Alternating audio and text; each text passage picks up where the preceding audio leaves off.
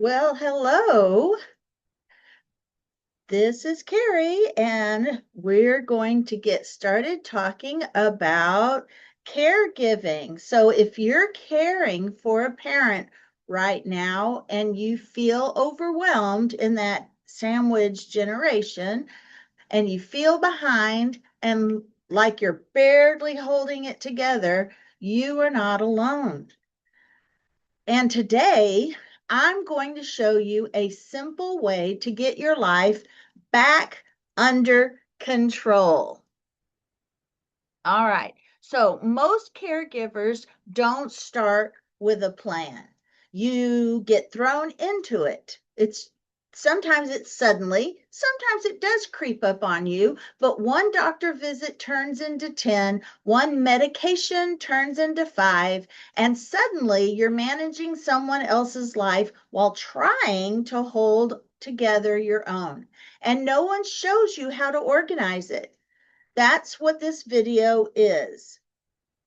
Not complicated systems, not perfection, just a simple, real life way to make caregiving possibly feel a little more manageable, if that's possible. But it is possible. It is possible for it to feel a little more manageable. There's always a better way to manage things, right?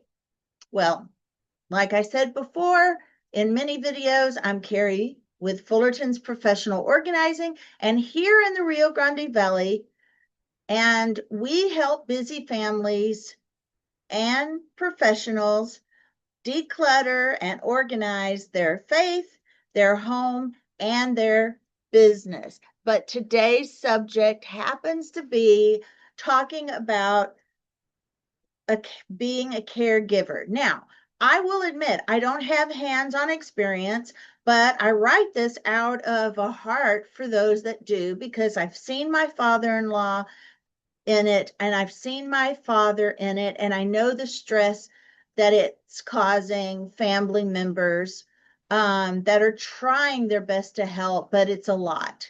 So you're not doing it wrong. You just need systems. You're overwhelmed because everything is urgent, nothing is organized, and no system exists yet.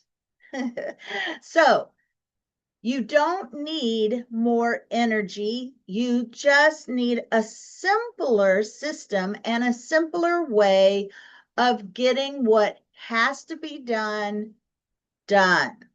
right? These are all things that have to be done, but which are the most urgent? Which ones have to be done first?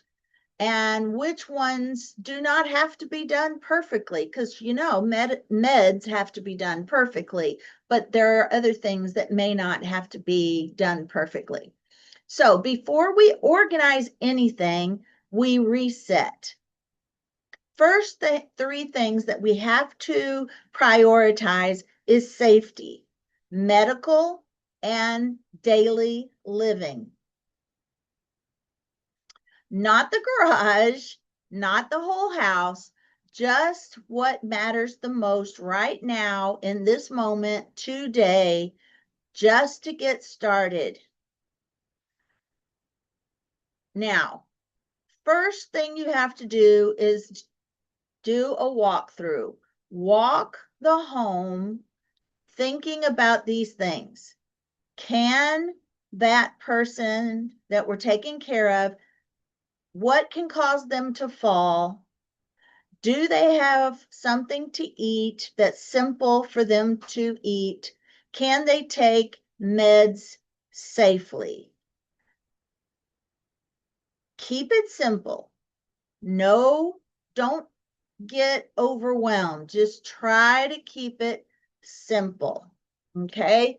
So that you now that you can see things a little bit clearer, let's build something that you can keep up with. This is where everything changes. You've got the most urgent things taken care of. She can be fed, they can be fed, they can take meds. You've got that organized. Well, caregiving gets easier when your day has a system, a rhythm.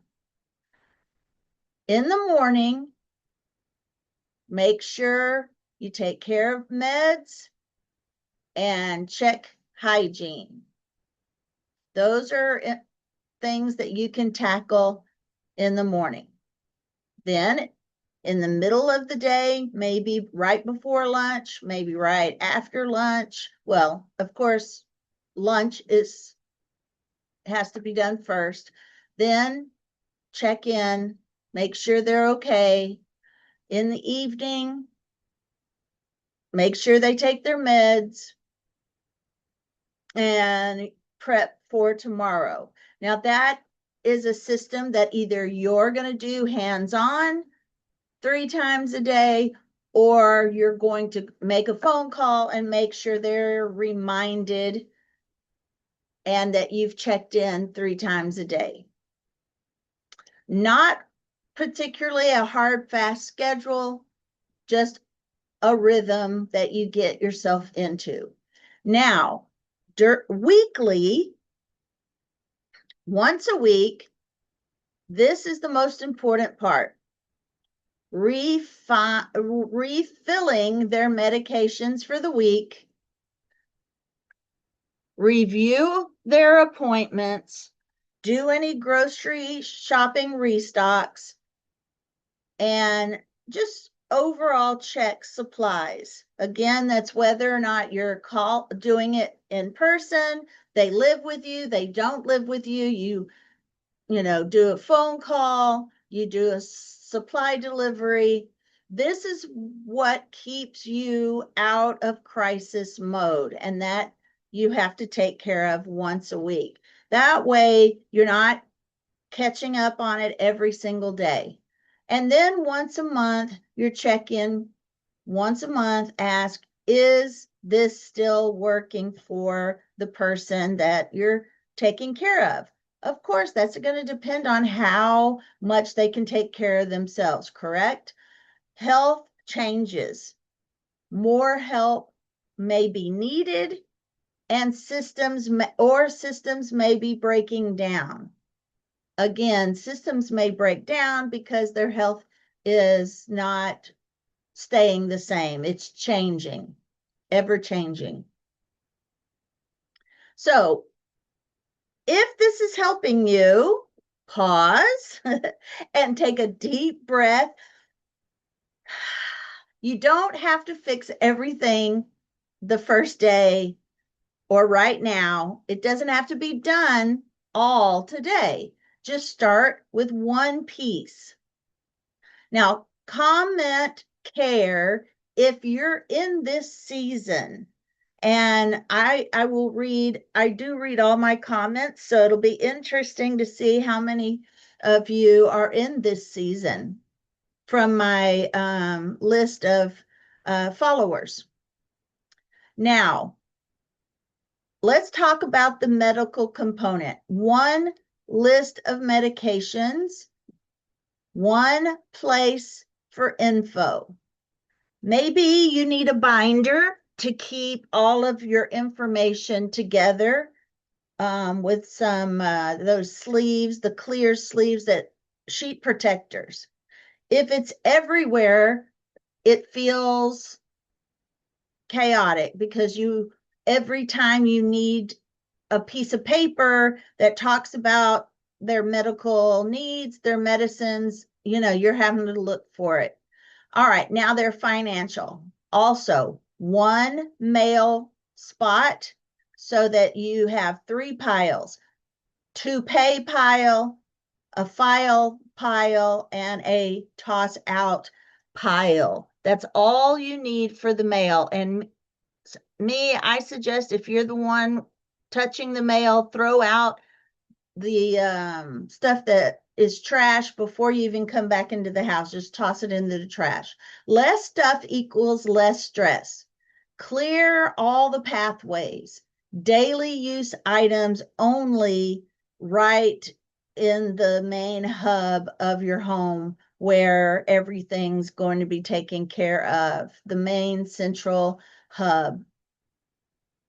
Now, note systems. You definitely need a place where you write things down.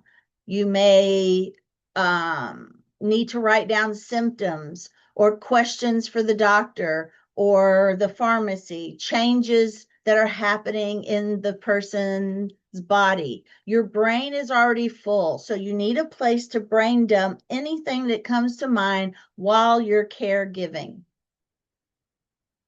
Now, the real life caregiver story that I hear are from people that they're saying that kid, she had kids, a job, and was caring for her mom, and papers were everywhere, medications were everywhere, and she just felt like she was failing.